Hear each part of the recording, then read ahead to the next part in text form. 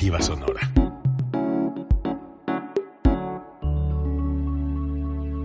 Código Libre.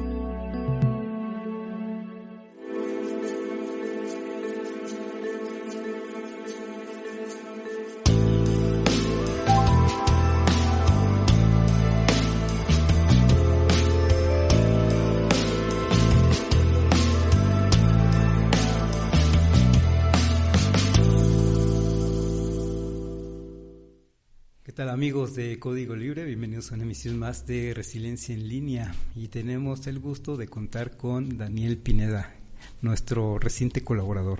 Hola, Daniel. ¿Qué tal? Buenas noches, Carlos. Sí, siempre con tu aire juvenil, eso ayuda mucho a este programa. Gracias. Y me interesa mucho tu punto de vista sobre los temas que abordábamos hoy. Presidencialismo con signos de interrogación, ¿lo vivimos o no? ¿Tú qué piensas?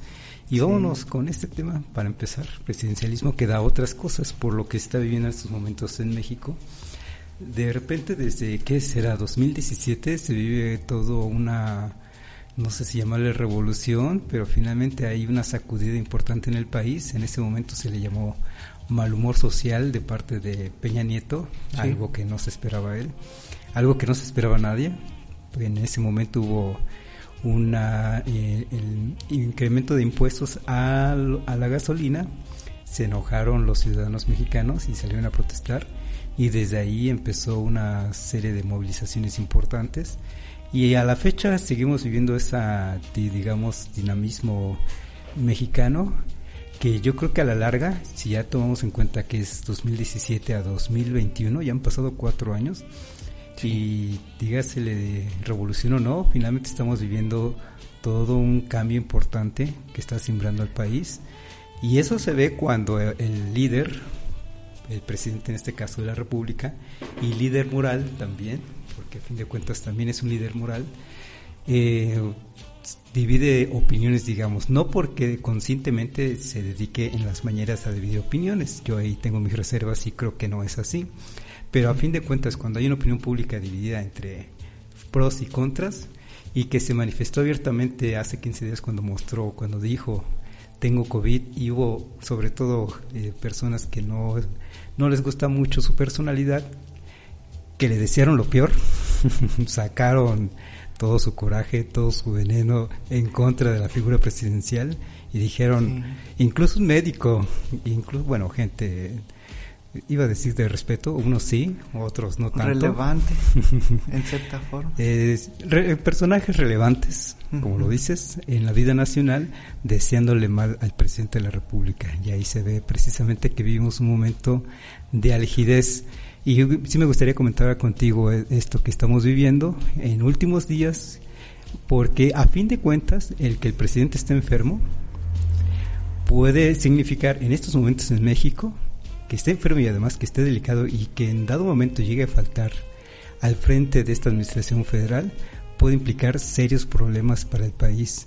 Aunque hay personas que le desean todo el mal posible, no sé si dimensionan que entraríamos en una espiral de todo tipo, de sentido negativo, económico, de violencia, político, diplomático, de todo tipo. Pero a ver, ¿tú qué vas pensando al respecto? Sí, así es. Yo creo que el peso de la figura presidencial en México, como es de repente base ideológica, una parte de base en las figuras que se desempeñan en las secretarías de Estado.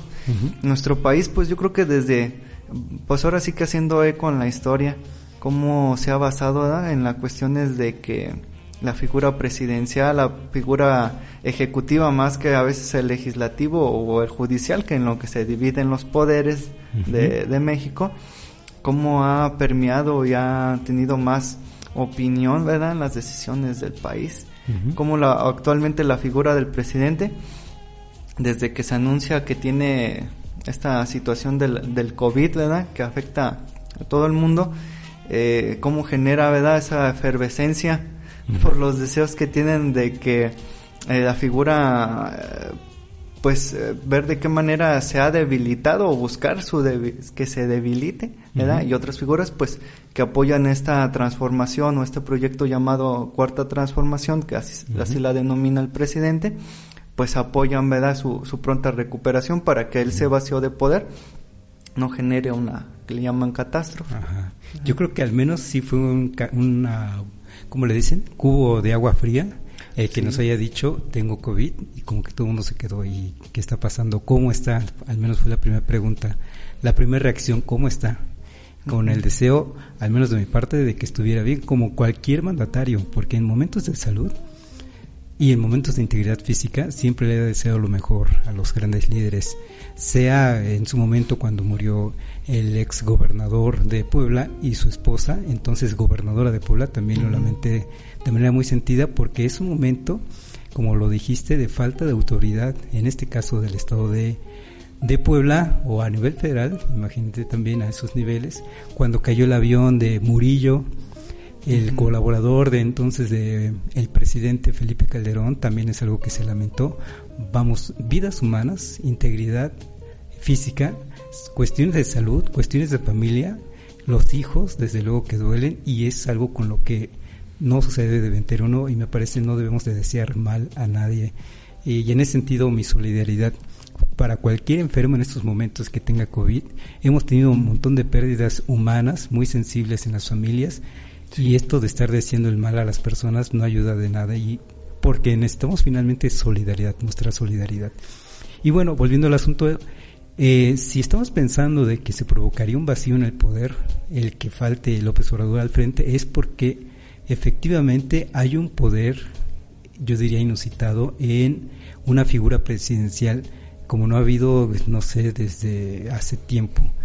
Se fue Peña Nieto y dime si alguien lo extraña. Se fue Felipe Calderón y no es que haya dejado un legado ideológico, como dices, detrás, que se siguió.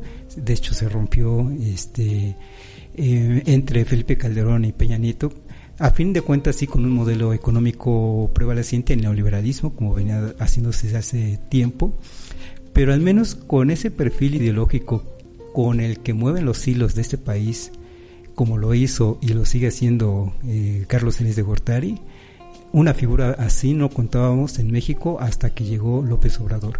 Y ahí coincido con Julio Astillero cuando dice, la cuarta T es López Obrador, la presidencia de la República o la República misma, no, la administración pública federal misma es López Obrador.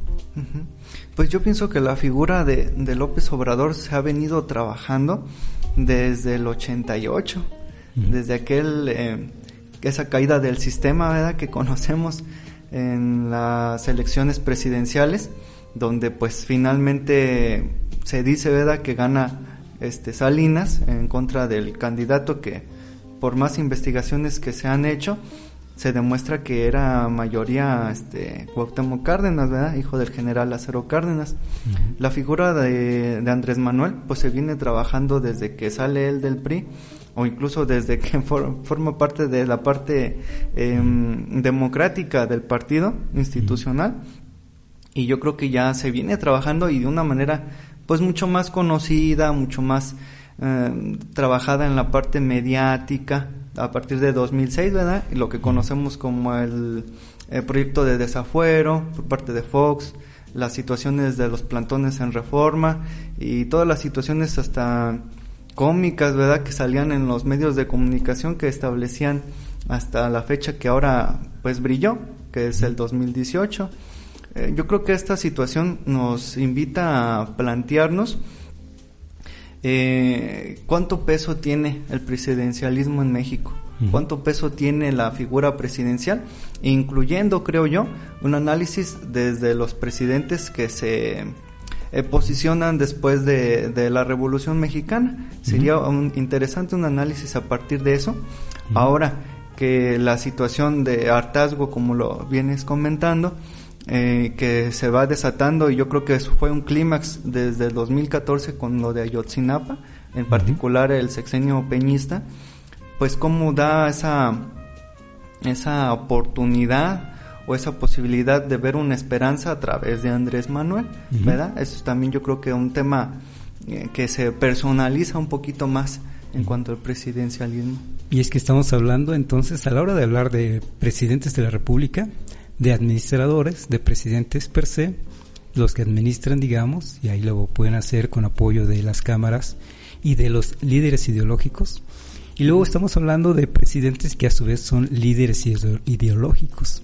Y entonces tenemos, yo diría, insisto, en un Salinas de Gortari, que además se convirtió en un líder ideológico, a la fecha persiste su figura de líder ideológico, para lo que él representa como proyecto de nación. Y luego tenemos a López Obrador, como dices, también trabajando finalmente su figura durante tantos años, y llega a la presidencia de la República y es completamente un líder ideológico, y es una persona, yo diría, y no estarán de acuerdo los amigos que nos estén acompañando, pero es una persona bastante inteligente, de las que no se dan todos los días, digamos, en México, y no se dan como líderes políticos en México todo el tiempo, como líderes ideológicos, y López Obrador me parece lo es. Me parece que las cosas le salen muy bien, a cada rato, en cada momento, las cosas que vienen como que torcidas las endereza. Dígase la visita a Estados Unidos, era desde luego una cuerda o un arma de dos filos, un cuchillo ahí con dos filos, o te rompes la madre o te va muy bien, y a él le fue muy bien. Bueno, podríamos estar comentando varias cosas, no estarán de acuerdo, insisto, los amigos que nos acompañan. Lo mismo del avión presidencial, no voy a entrar más a detalle al respecto, pero me parece que también a fin de cuentas lo resolvió muy bien. Incluso se ve simple y llanamente con que en últimos días, cuando iba a cerrar la lotería, la gente salió a comprar los boletos en desbandadas. Y la ceremonia que vivimos también fue muy emotiva. Finalmente se dio el sorteo, si no mal recuerdo, 16 de septiembre o vísperas de 16 de septiembre. Sí. Se combinó precisamente con esa conmemoración de independencia y fue una ceremonia emotiva, ideológicamente hablando. Sí, pues las situaciones en nuestro país permiten que este poder genere o se le ha dado, ¿verdad?, la facultad de como generar las estrategias de cambio, o las mismas que administran, ¿verdad?, las secretarías.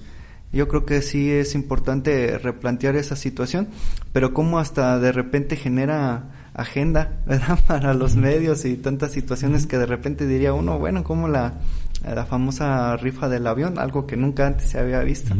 Esta parte que, como tú dices, es una figura ideológica, y que al momento de su falta yo creo que sí vería incluso un poquito más de crisis en la parte de quién sustituye como un líder ideológico a Andrés Manuel, ¿verdad?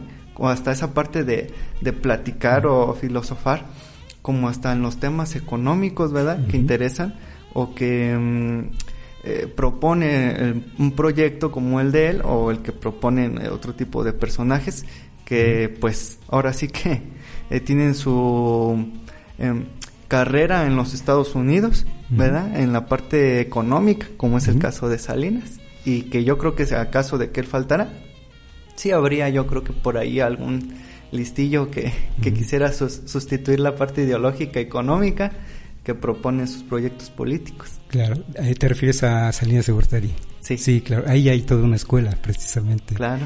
Y no falta quien quiere precisamente ser directamente el líder. Además les gusta ser reconocidos, aunque de repente están así como que tras bambalinas, les gusta ser reconocidos, y no se diga. Pero una cosa es ser ese líder moral, y cuando falta también quien quiere ser el líder administrativo, digamos, pero no es lo mismo, y entonces vienen fallas, y vienen, como no tienes la autoridad moral, viene precisamente el uso del autoritarismo, y ese es algún riesgo que precisamente corremos si es que en dado momento faltara el presidente de la República, el presidente de la República actual, López Obrador. Y eso habla también de dos cosas, positivo o negativo. Negativo posiblemente, o negativo es que no se ha consolidado desde luego lo que él llama la cuarta T, o no se ha consolidado el proyecto de nación que él encabeza, o no se ha consolidado una forma de administrar distinta a la que veníamos conociendo. Y ahí está el riesgo precisamente, porque vendrían otros líderes, sí de izquierda, incluso emergidos de la misma Morena, pero no con el mismo perfil, y eso puede ser un riesgo a fin de cuentas. Me imagino a Monreal, por ejemplo, que está empeñado en meterle mano al sistema bancario. En estos momentos sigue la discusión de si se reforma la autonomía, no la autonomía, si se reforman algunas leyes o si se reforma la organización del Banco de México, y eso a fin de cuentas puede provocar serios problemas para la estabilidad monetaria del país. López Obrador, cada vez que Monreal ha dicho vamos a meterle mano al sistema bancario, vamos a meterle mano al Banco de México, López Obrador ha salido a decir con su autoridad moral diciendo no le vamos a meter mano, y es cuando se apacigua, digamos, Monreal. Pero así como Monreal, que tiene sus visiones particulares, hay otros líderes que tienen sus visiones particulares, y hace falta todavía quien orqueste todo eso, de que sí, que no, y volvemos entonces, a fin de cuentas, nos estamos dando cuenta de que lo que hay por encima de todo es una figura presidencial, un poder presidencial que sí concentra mucho poder, y en este caso es López Obrador. Sí, las figuras que en este momento brillan en cuanto a, o que se apoyaron, yo creo que incluso en la figura de este líder como Andrés Manuel, cómo tienen sus propios proyectos económicos, la parte de mover los hilos de la política, que yo creería que hasta en las mismas partes dura o ideológica de izquierda que conforma Morena, yo creo que incluso no estarían nada de acuerdo en ciertos personajes que pudiesen escalar al punto de ser presidenciables. Un ejemplo propio, Monreal, apoyado también por Ebrard, ¿verdad? Que también tiene su propio proyecto político, ideológico, y que de repente tal vez desde mi punto de vista, coquetea más con la parte hasta neoliberal. Ya yo creo que se darán los tiempos en que se podrá establecer o se pudiera, ¿verdad?, de una manera más clara ver las intenciones, ¿verdad?, de estos personajes, pero sí es todavía carente esa parte de quién sustituye la parte, como tú lo dices, de autoridad moral. Pero es que fíjate, hay una lógica en todo esto, porque a fin de cuentas las poblaciones, las sociedades, los ciudadanos deposita confianza en los líderes, un presidente municipal, un gobernador y un presidente de la República, y entonces le da su confianza para administrar. Y digamos que esa confianza el gobernante la va a responder, digamos, bien o mal según cómo gobierne. Y si a la población le gusta cómo gobierna, le va a dejar algo más importante. Va a cederle todavía más autoridad, pero ahora moral, y eso le da más fortaleza a la figura presidencial, y entonces tenemos resultados como eso, como una figura o como un presidencialismo en México que ha perdurado por mucho tiempo, en donde toda la confianza en exceso es para el presidente, todo lo que haga el presidente es lo mejor, digamos, ya no quiero pensar, digamos, como sociedad, mejor lo dejemos en manos de ellos. Y desde luego ya para eso están también las fuerzas, digamos, ¿no? Las fuerzas políticas, hablando, partidos políticos que no están de acuerdo con el proyecto en turno, y además de que quieren llegar a ser las cabezas administrativas del país o del estado o del municipio, y ahí también desde luego hacen su labor de no reconocer mucho de la obra que se puede estar haciendo desde una propia presidencia municipal, estatal o federal. Pero es porque la sociedad, este presidencialismo es porque también la misma sociedad deposita su confianza moral también en ese líder, porque a fin de cuentas siente que está haciendo un trabajo que les beneficia a fin de cuentas.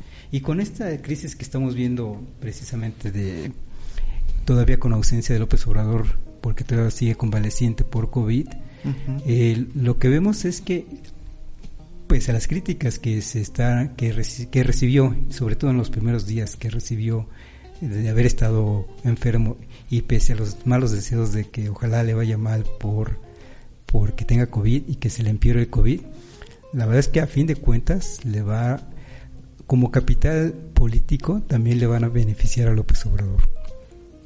No fue el primero de los que se vacunó, esperó su turno, y eso la población a fin de cuentas lo va a agradecer, lo va a ver y lo va a agradecer.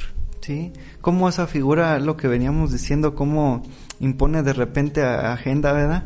Y hasta en esa parte cómo genera en la población que yo creo que es mayoritaria en su apoyo al presidente, hasta en ese gesto o en esa situación de esperar su turno, como muchos líderes luego a vacunarse, abre debate, por una parte, a pensar cómo es de importante en estos momentos la figura presidencial y de que debe estar blindada hasta en su salud, ¿verdad? De la importancia que tiene su papel ahorita en nuestro país y también, claro, como cualquier presidente, como figura administrativa.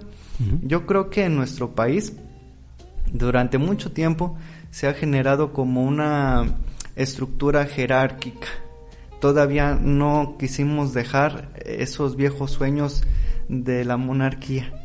Yo creo que durante el tiempo que hasta ahora se ha habido un poquito más con la práctica de austeridad, que ahora se quiere poner de moda en muchos lados, pero que a fin de cuentas cuando se practica, y sobre todo en una figura nacional o una administración nacional, pues en un país donde la mayoría o gran parte de los ciudadanos viven en precariedad, pues sí, la austeridad de cierta forma ayuda a que ya no se vea o se limpie esa figura grosera, ostentosa, monárquica hasta cierto punto.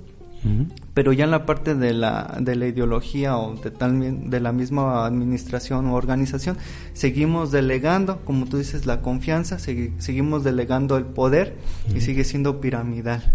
Yo creo que la propuesta que yo planteo, que muchos plantean, no sé si tú estás de acuerdo conmigo, es que se empiece tal vez a partir de este gobierno a comentar, a plantear, y tal vez un proyecto a la larga, no digamos en este sexenio, a empezar a transformar tal vez la figura de cierta manera, de que sea piramidal a sea circular. Yo lo imagino hasta desde el trabajo municipal o desde abajo, desde las mismas colonias, la misma ciudad o municipio. Muchas de las situaciones se podrían resolver y no dejarlo en la parte presidencial nacional, tal vez no en la figura presidencial municipal, pero sí plantearlo ya desde lo más cortito, buscar las soluciones, y es a partir también de bajar situaciones ostentosas de dineros, que eso es muy común en las administraciones locales, redireccionar las situaciones de dineros, que sea mucho más equitativo la repartición de la riqueza, que a fin de cuentas son los impuestos de los ciudadanos, y empezar a trabajar proyectos locales. Yo creo que eso, en cierta forma, ayudaría a solucionar muchas situaciones desde abajo y a no dejar todo a la parte piramidal nacional. Sí. Y tú lo dices, estoy de acuerdo contigo en que está ganando, te digo, bases, lo van a ver a bien los mexicanos, estoy generalizando desde luego, no todos los mexicanos como ya vemos. Una buena base, o al menos la base popular, sí va a ser a favor de López Obrador por este gesto de no haberse vacunado como los grandes líderes, aunque yo no me hubiera opuesto a que el presidente de la República, insisto, ahora López Obrador o antes Felipe Calderón o antes Peña Nieto se hubieran puesto la vacuna para resguardar la figura presidencial, pero él decidió esperar su turno y eso se lo van a agradecer y se lo van a compensar precisamente una base importante de electores. No todos, como se está viendo, incluso hay quienes quieren poner, no piedritas, quieren poner toda una losa enfrente, cualquier obstáculo que le puedan poner a esta actual presidencia de la República, y tenemos a los medios de comunicación generando un debate donde no lo había, que si la vacuna Sputnik es confiable o no, y tuvimos particularmente, también hay que decirlo, a Ciro Gómez Leiva toda la semana pasada y todavía el lunes de esta semana, llamando básicamente a que no se pusieran la vacuna, a sembrar la duda de que no se pusieran la vacuna, y pasó a uno por uno de sus colaboradores, hizo una votación de como 13 personas, y ¿qué crees que respondieron? Que no se le iban a poner, ¿no? En broma él dijo, ya hasta me dan ganas de decir que yo sí me lo voy a poner, porque nadie se la quiere poner. Pues es que está haciendo esa labor de poner obstáculos, y en este caso está sembrando la duda de ponernos una vacuna que nos va a proteger contra el COVID, ¿no? Y eso es criminal, y eso, si a fin de cuentas hay población que lo vio y que dice, no, pues es que don Ciro dice que no nos pongamos la vacuna Sputnik porque no es buena, y a fin de cuentas esa persona muere, entonces sobre su conciencia, ¿sí? De que personas mexicanos que pudieron haberse vacunado no lo hicieron por miedo que les inculcó la televisión, y que fácilmente se lavan las manos y que dicen, el debate se acabó. Ellos generaron ese debate, ese falso debate, y ahora dicen que el debate se acabó. Se lavan las manos tan fácilmente y siguen con su siguiente tema en la agenda, que tiene que ver precisamente con desprestigiar el trabajo que se puede estar haciendo de lo que encabeza López Obrador, llámesele como se le llame, estemos de acuerdo o no con que es una cuarta transformación o no, si es una revolución o no, si es un líder moral o no, pero a fin de cuentas él lleva su proyecto y estas personas o personas como este señor están tratando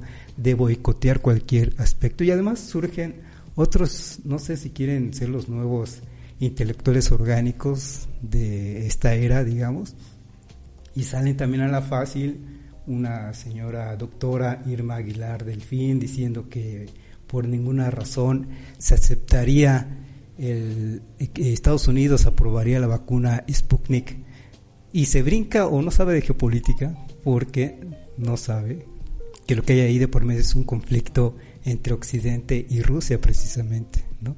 Y que si los países occidentales hasta ahora no habían aceptado la vacuna Sputnik es porque es rusa, simple y llanamente, ¿no? Te comentaba hace unas semanas que estoy leyendo ahora una biografía de Napoleón, y ahí, entre otras cosas, interesante libro que recomiendo mucho, su biografía, cómo es que es en medio de la Revolución Rusa cuando surge una nueva potencia en la escena internacional, y es precisamente Rusia. Y uno de los países que se sumaron a tratar de tener la Revolución Francesa entre 1789 y 1790 y tantos, 96 al menos es cuando llega Napoleón con un golpe de estado a hacerse del poder francés.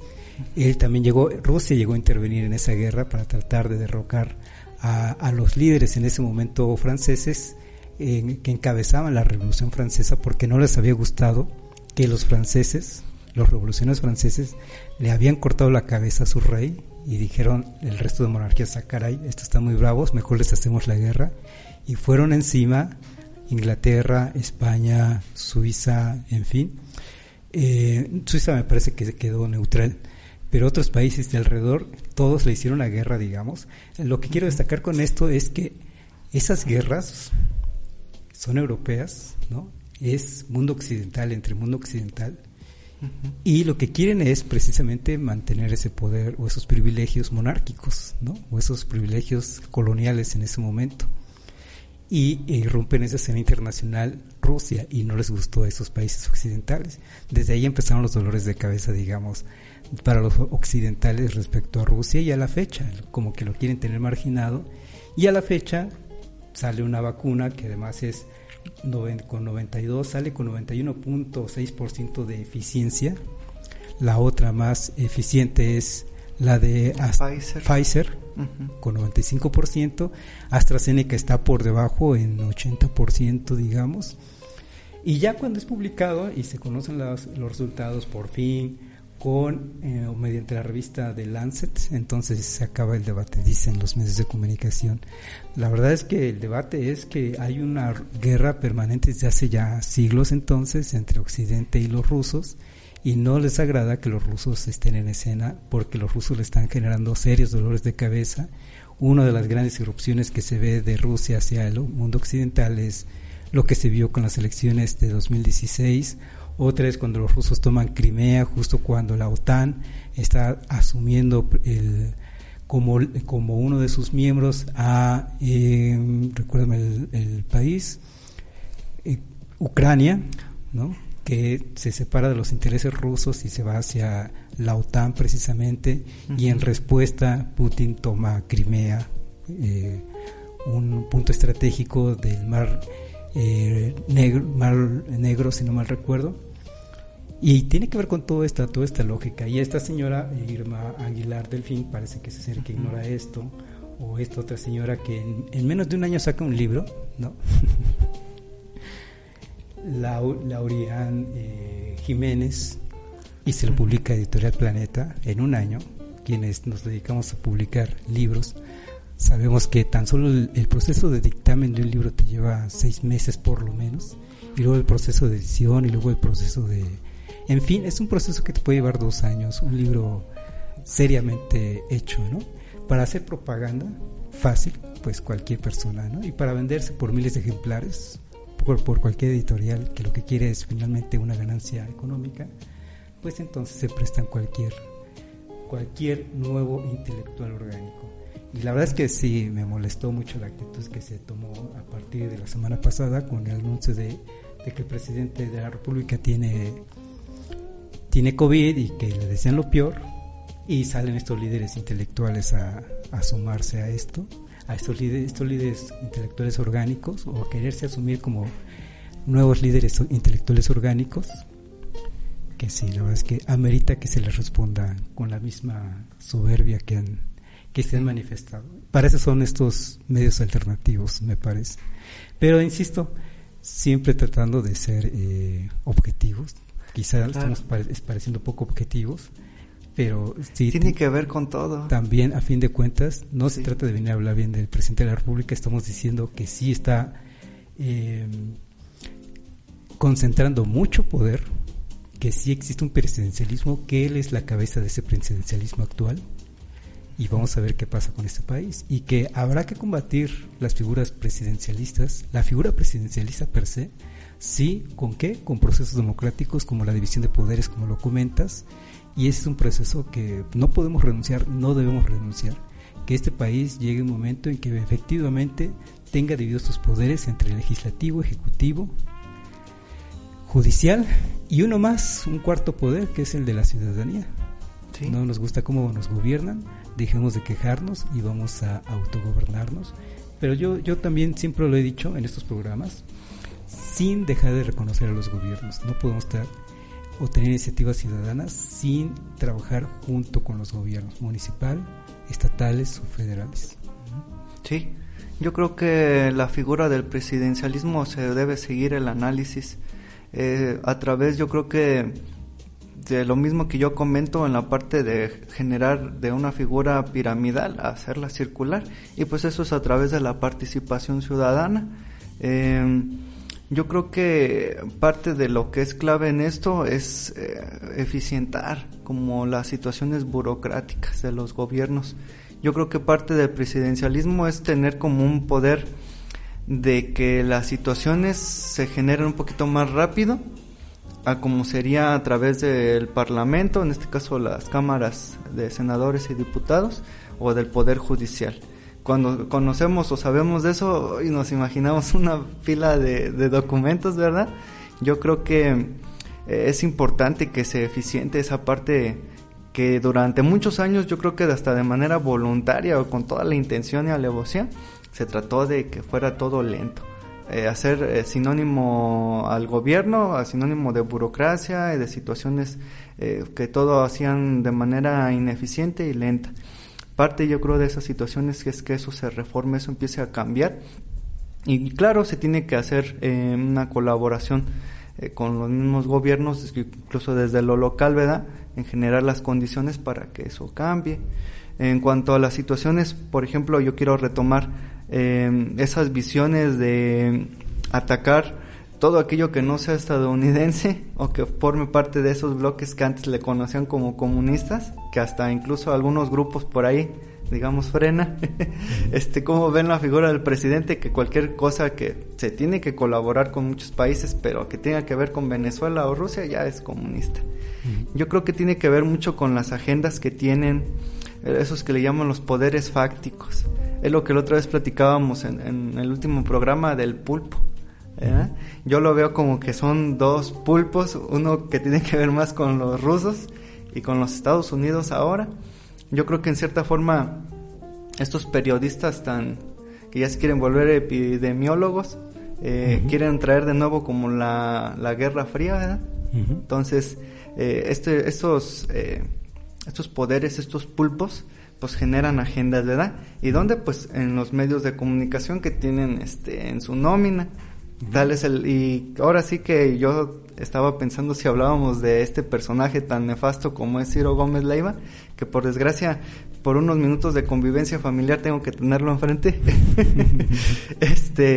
Caramba, yo veo en este personaje, en uno de estos miembros que que como muchos mexicanos lo ven, ha prostituido el periodismo, cómo este personaje hasta monta toda una situación hasta cinematográfica, con unos cuadros, unas partes donde hace sentir las emociones y tratar de sacar lo primitivo del ciudadano, que es el miedo, por ejemplo, a través de sus reportajes y situaciones que plantea, cómo generar que toda esa parte que tenga que ver con Rusia es malo, ¿verdad? Y claro, tantos otros legisladores que tratan de querer llenar esa parte pues como de imagen, como de un foco de atención, también apoyar esa ideología, ¿verdad? Como el ejemplo de la famosísima Lili Telles, ¿verdad? Que ahora sí que hay que persinarnos y ahorita lavarnos la boca con agua bendita.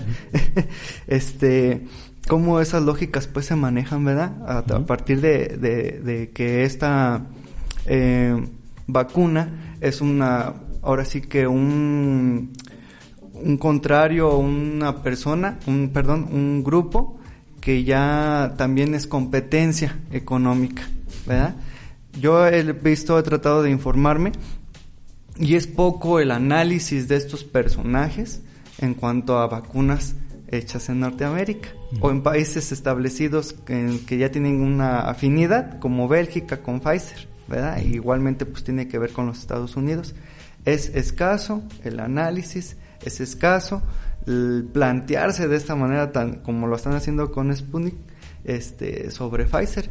De hecho, se platica que ya incluso antes de terminar la fase 3, que es lo último que se está realizando para ya dar un aval firme de su probabilidad de eficiencia, ya se planteaba de que no, y bienvenida esta vacuna, y cómo esas situaciones echan de ver, poniendo atención en que lo que es estadounidense, lo que es de este lado, no hay debate, no hay crítica, bienvenido.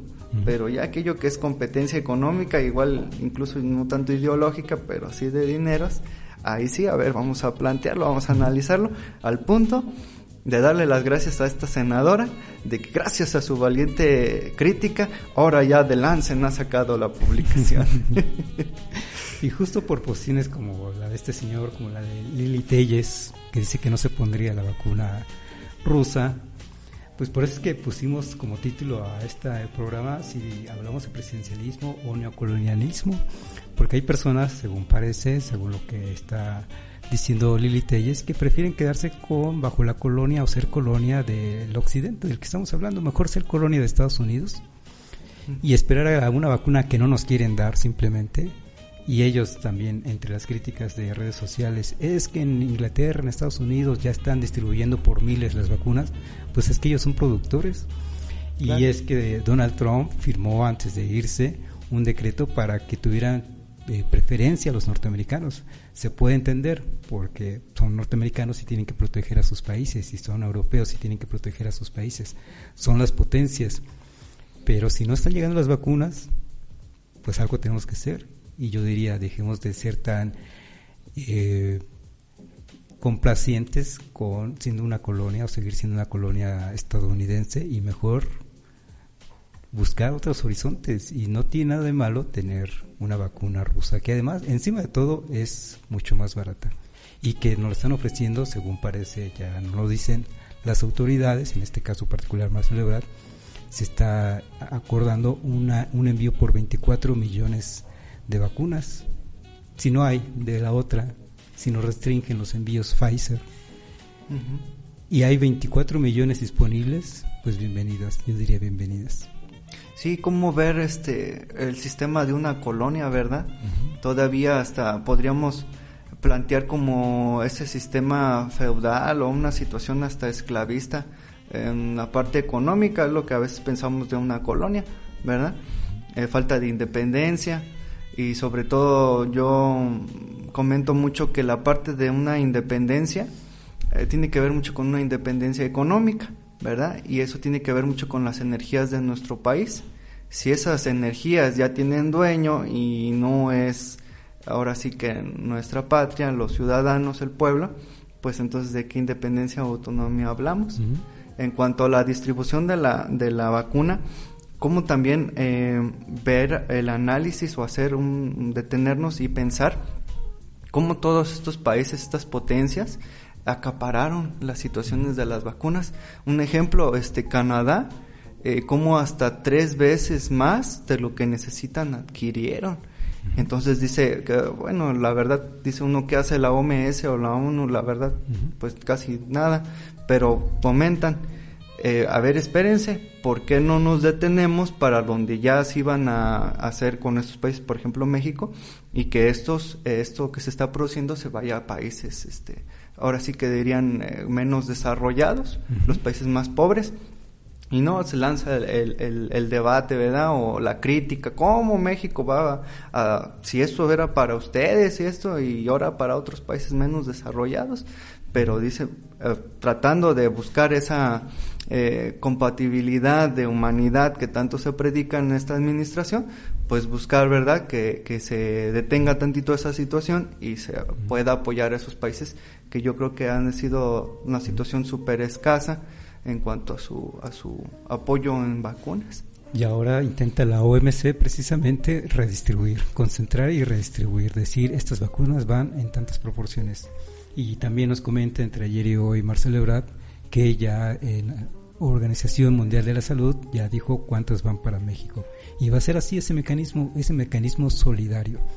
Porque además si tenemos poblaciones que no están vacunadas, a fin de cuentas va a afectar a ese mundo occidental que por ahora quiere acaparar todo esto. Pero este señor del que ya hablamos y ya mejor no mencionamos su nombre, se burla y dice que el Sputnik solo la tiene Nicaragua y ahí es cuando suelta la sonrisa, y que solo la tiene Argentina y que la tiene Venezuela, y se burla. Y entonces yo veo que está muy a gusto siendo colonia de Occidente, prefiere ser colonia de Occidente, le viene bien seguir siendo colonia de Occidente, y se cierra, porque sí, a opciones como la vacuna rusa. Sí, yo creo que parte de el trabajo que todavía se tiene y que se puede aprovechar mucho porque hay intelectuales muy afines al proyecto de nación, el trabajo de cómo empezar a quitar pues la colonia en nuestro pensamiento, ¿verdad? El tratar de que a través de nuestra propia cultura como México, hasta en la cuestión como histórica, el venir viendo que la civilización no solamente era Europa con su Grecia y Roma, sino también civilización e inteligencia en nuestras poblaciones prehispánicas. Cómo ese trabajo ideológico todavía no ha sido efervesciente, y sobre todo que sería muy interesante que se empezara a hacer como un proyecto educativo, que ya interviniera ahí el Estado en la parte de la educación y trabajar esa parte para que se le diera al ciudadano mexicano y sobre todo latinoamericano esa figura de que también es civilización y no solamente Europa y las grandes potencias. Oye, para no ser parciales, para tratar de ser imparciales, entonces volviendo al asunto del presidencialismo en México y de que a fin de cuentas puede ser dañino para finalmente el país, porque ahora está López Obrador como presidente y después vendrá otro presidente, posiblemente de otro partido político, y lo que no queremos es precisamente figuras presidencialistas en México, y que más bien queremos lo contrario, equilibrio de poderes. ¿Tú cómo ves si en dado momento, en estos momentos se ausenta López Obrador, ya no por COVID, por cualquier otra situación, entramos en situación de crisis o no? Yo creo que en la parte ideológica sí. Yo creo que también en la forma en cómo la sociedad y el pueblo ven al poder. Pero yo creo que sí habría figuras que por lo menos en la parte administrativa podrían tener como una margen de movimiento. Yo lo veo reflejado en la experiencia que tiene Marcelo Ebrard, que repito, tengo mis reservas como en la parte ya de la económico, ¿verdad? Que todavía en nuestro país, y es parte de lo que trabaja López Obrador, y lo veo desde una concepción como capitalismo más humano, hay figuras que podrían de alguna manera sostener o llevar las riendas hasta tal vez generar otro nuevo proceso. La misma Sánchez Cordero que se ha visto, ¿verdad?, en las mañaneras, en la ausencia del presidente, o hasta la misma figura que ahora es secretaria de Economía, Tatiana Cloutier.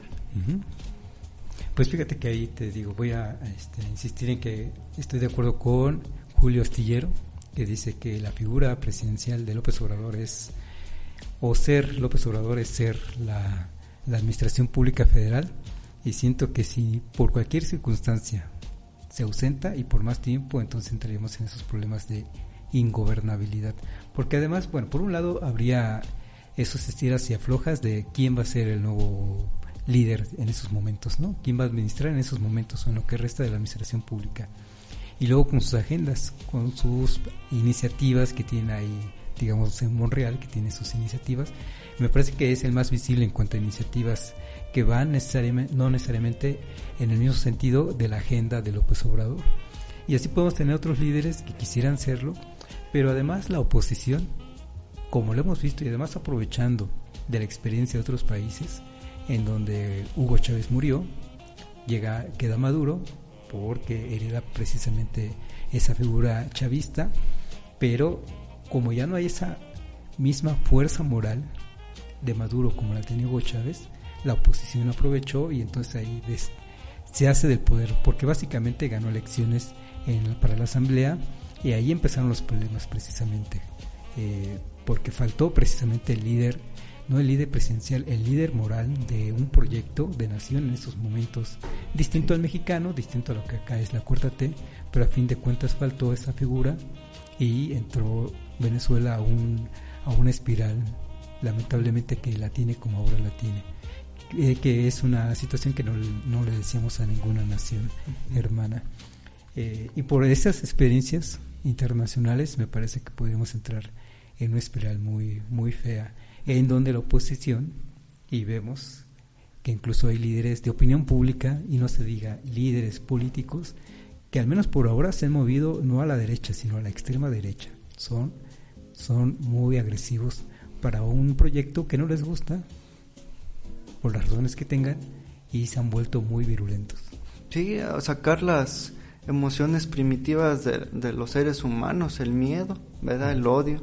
Yo creo que la derecha y la oposición han aprendido del proceso en Venezuela, sobre todo en la parte de buscar a través de la Alianza Federalista, a través del famoso Más por México, o esta alianza media extraña que están realizando los tres partidos, que nos evoca hasta en aquel momento de la película de la dictadura perfecta, donde este candidato al final de la película está candidateado por las tres corrientes políticas, que mira, qué curioso, fue como un presagio. Cómo esta alianza ve una oportunidad o quiere buscar una oportunidad en el aparato legislativo para ahora sí pues generar orquestar un ataque. Yo así lo veo, un ataque, unas estrategias para desestabilizar la administración ejecutiva, ¿verdad? Pero ahí otra vez vemos cómo la figura del presidencialismo puede, si en algún momento, a falta del presidente o de esa situación, si pudiera generar, o es bastante la base del poder ejecutivo, que podría en algún momento de una crisis, generar una situación de desmoronamiento, retirar muchas cosas, ¿verdad? Los presidencialismos así son. Oye, ya que lo mencionas, esta nueva alianza entre PRD, PAN y PRI, pues la verdad, y como se vio muy claro, a finales del año pasado llegó Claudio X González, el hijo, y dijo: necesito unos partidos políticos que entren al proyecto. ¿Quién le entra? Y esos fueron esos tres, digamos que el sector empresarial, yo diría más conservador del país, compró los partidos políticos que necesitaba, estos se ofrecieron. La plataforma es entonces de Claudio X González y su agenda que traiga en manos. Ahora, esa no es la crítica, más bien, y ni siquiera creo que haya crítica, más bien la reflexión. ¿Se vale? Yo creo que a fin de cuentas eso se vale. Es un empresario, no tiene esa estructura política que tienen estos tres partidos, la compra porque tiene la capacidad de comprarla junto con otros empresarios del país, pero la agenda la van a poner ellos, ellos solo van a poner estructura política, ellos me refiero PAN, PRI, PRD, pero la agenda la van a poner los empresarios. ¿Se vale? Finalmente no es ilegal, finalmente se está dando, finalmente fue público como es que ellos finalmente anunciaron, ellos me refiero ahora a Claudio X González encabezando todo esto, diciendo vamos a generar nuestra alianza por México o como se llame. Y después vino esta alianza curiosa, ¿no? Finalmente, y son como que esa gran plataforma para tratar de enfrentar a un partido más que posicionado, en este caso Morena, que se perfila para ganar varias de las 15 gubernaturas que hay en el país en este año, en disputa. Tal parece, o al menos hasta hace poco tenía como que ventaja en 12. Se puede estar pensando que se están tambaleando algunas por diferentes diferencias en el mismo partido Morena, pero a fin de cuentas es una fuerza importante y a fin de cuentas es a lo que se quieren enfrentar o lo que quieren enfrentar estos sector empresarial que compró las franquicias políticas que comentamos. ¿Se vale? Yo creo que se vale, que es inmoral, al menos para los partidos políticos que se prestaron para esto, es inmoral. Y bueno, ahí sí, yo sí hago una reflexión vamos a votar, quien quieren votar por un cambio, ¿van a votar por esos 3 partidos? En ese caso, si se trata de esos 3 y Alfaro, por ejemplo, pues mejor me voy por el lado de Alfaro, a la hora de que prospere una alianza rumbo al 2024. Bueno, yo creo que los proyectos no son muy diferentes, ¿verdad? Con estos personajes que se hacen decir ahora los héroes del federalismo frente al centralismo del presidente, ¿verdad? Pero a fin de cuentas yo creo que la misma estructura piramidal continúa, ¿verdad? Quieren quitar al que está en la punta y pues para ponerse ellos, ¿verdad? Y ya generar todas sus estrategias de corrupción para que sea más sencillo para ellos.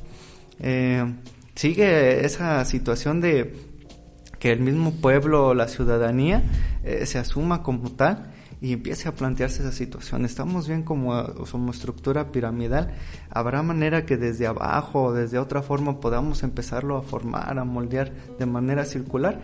Si se generara esas condiciones y se lograra en algún momento con un proyecto político, ahora sí que pues realmente humano, sencillo, que tomara yo creo que esa parte como moral que tiene el presidente o los diferentes elementos, ya no digamos el partido, yo creo que sí le costaría más trabajo a esa oposición, a esa derecha, a esos principios inmorales, poderse incrustar en ese sistema circular. Muy bien. Nos quedan 5 minutos. ¿Algún tema, algún punto que quieras destacar? Bueno, pues que se acerca un año más de nuestra Constitución, reformada muchísimas veces, que sería bueno para tratar de buscar ese contenido social, que le demos una lectura a esa Constitución original del 17. A la original. Sí. Sí, el 5 de febrero justamente celebramos, ¿verdad? Día de la Constitución Mexicana de 1917, porque ha habido otras. Sí, versión 1.0. ¿Y algo que quieres destacar de esa Constitución o de la Constitución o de los valores de la Constitución? Pues que fue, yo creo que una de las agendas nacionales o que destacaron, yo creo que a nivel internacional, como un espacio de punta de lanza para el progreso, sobre todo pues en medio de una situación tan caótica como la Revolución Mexicana, ¿verdad? 17, pues todavía no se terminaba la guerra, todavía no había esos fundamentos para generar instituciones y volver a la paz, ¿verdad? Pero como esa parte, esa carga, volvemos yo creo que hasta en la parte ideológica, con J. Mújica, cómo trabajaron esa parte para lograr beneficios para el trabajador, beneficios para el ciudadano, plantear, yo creo que fue de las primeras constituciones que empezó a hablar sobre lo que ahora conocemos como derechos humanos, antes garantías individuales. Yo creo que fue una agenda de vanguardia que le dicen. Ajá. Muy bien. Oye, y para cerrar el programa con un mensaje resiliente a propósito del título de nuestro programa, del nombre de nuestro programa, algún o algún mensaje positivo que puedas dar, que puedas compartirnos. Pues yo creo que en nuestro mismo pueblo nacen las semillas de la esperanza, aunque pudiera haber un cambio que no sea de acuerdo a la voluntad popular, siempre puede haber desde aquí el nacimiento de una nueva esperanza que genere bienestar total. Yo haré la invitación a que no nos guste este gobierno, votemos por uno diferente en los procesos electorales correspondientes. seamos demócratas, elegimos a nuestras autoridades por la vía democrática. Por suerte hemos llegado a esa madurez. No nos gustan, vamos a castigar a quienes no nos gustan, cambiemos si es que es necesario, si es que así lo queremos. Estamos en nuestro libre derecho, pero informémonos de manera importante, de manera seria, por las alternativas políticas que podemos tener. Otro mensaje es, por favor, vacunémonos, no tengamos miedo. Para empezar, a cualquiera de las vacunas que van a circular en México, que ya empezamos con Pfizer. Esperamos que venga pronto la que sea, pero que venga AstraZeneca o CanSino, o ahora la rusa Sputnik 5. Posiblemente ni vamos a saber a la hora de estar ya recibiendo la vacuna cuál es. Va a ser la que nos toque, digamos, tengamos confianza con ello. Si ya están los resultados en la revista Lancet, que es, a fin de cuentas, está publicado en la revista Lancet, insisto, para los que nos dedicamos a las publicaciones, a los que vivimos de publicar en revistas científicas, sabemos lo que implica, y lo que implica esto es a fin de cuentas entrar en ese, no les va a gustar a algunas personas, pero es entrar en la onda de ese colonialismo, de ese occidentalismo que domina, y que para que sea válido tiene que estar publicado en las revistas indexadas, en revistas internacionales, tiene que estar publicado en inglés, y solo así tiene validez tu investigación. Es algo que, para empezar, tampoco me gusta, esa visión que se tiene. Si tú generas conocimiento, yo digo, públicalo en español, públicalo en los medios accesibles para la comunidad en la cual vives y en la cual sirves, y que se aplique el conocimiento. ¿De qué sirve una publicación en inglés en Inglaterra que de repente pocos conocen? Sí. Y con eso vamos a terminar, Daniel. Gracias por haber venido, gracias por tus impresiones. Yo digo, podemos no estar de acuerdo, pero a fin de cuentas están informadas, y eso es lo importante. Podemos estar en desacuerdo en varios puntos, pero a fin de cuentas los puntos, si están informados, bienvenidos. Gracias. Y pues, amigos, gracias por habernos acompañado. Esto fue una emisión más de Resiliencia en Línea, y nos vemos en la próxima. Gracias como siempre a Gerardo, a Felipe y a Jaime, y sigámonos cuidando todos, por favor. Vivimos una situación muy complicada en el país por esta emergencia sanitaria, así que seamos solidarios con las personas que nos rodean, cuidémonos, y cuidándonos vamos a cuidar a los demás. Gracias.